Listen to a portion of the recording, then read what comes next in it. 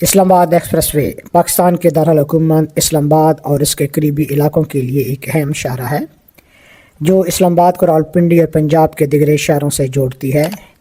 اس express way کی تعمیر کا مقصد دارالحکومت اور اس کے مضافات میں ٹریفک کے بڑھتے ہوئے دباؤ کو کم کرنا اور سفر کو زیادہ محفوظ اور سہل بنانا تھا۔ اسلام آباد ایکسپریس وے کی تعمیر کا آغاز 2008 میں ہوا۔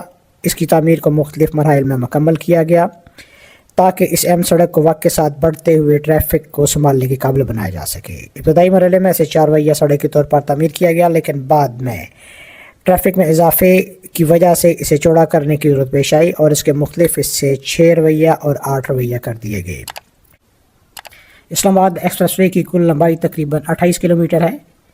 یہ شاہراہ اسلام آباد کے 0 پوائنٹ سے شروع ہوتی ہے اور راولپنڈی کے علاقے ٹی چوک نواب تک جاتی ہے۔ اس سڑک پر چلنے والے افراد کو اسلام آباد اور راولپنڈی کے درمیان آسان، تیز اور محفوظ سفر فراہم ہوتا ہے۔ اسلام آباد ایکسپریس وے پر مختلف انٹرچینجز موجود ہیں جو کہ مسافروں کو اہم علاقوں تک رسائی فراہم کرتی ہے۔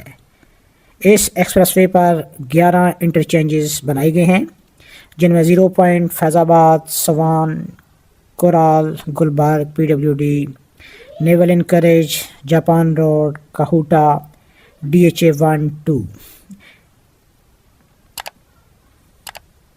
ان انٹرچینجز کے ذریعے مختلف علاقوں سے آنے والے مسافر آسانی سے اسلام آباد اور راولپنڈی کے مختلف علاقوں تک پہنچ سکتے ہیں۔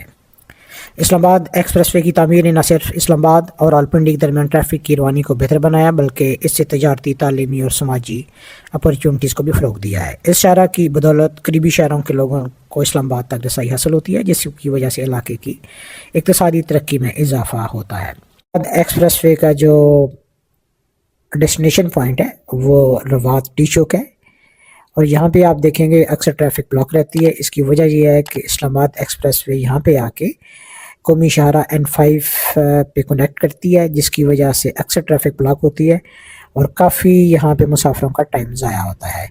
یہاں پہ ایک انٹرچینج ڈیزائن میں تو ہے لیکن ابھی تک اس انٹرچینج کے اوپر کسی قسم کا کام نہیں ہوا۔ تو دوستو آج کی ویڈیو کا اختتام میں اسی ٹی چوک پہ کرتا ہوں اور اس امید کے ساتھ کہ انشاءاللہ اس پہ جلد کام شروع ہو جائے گا۔ اپنا اور اپنے چاہنے والوں کا خیال رکھیے گا۔ خدا حافظ۔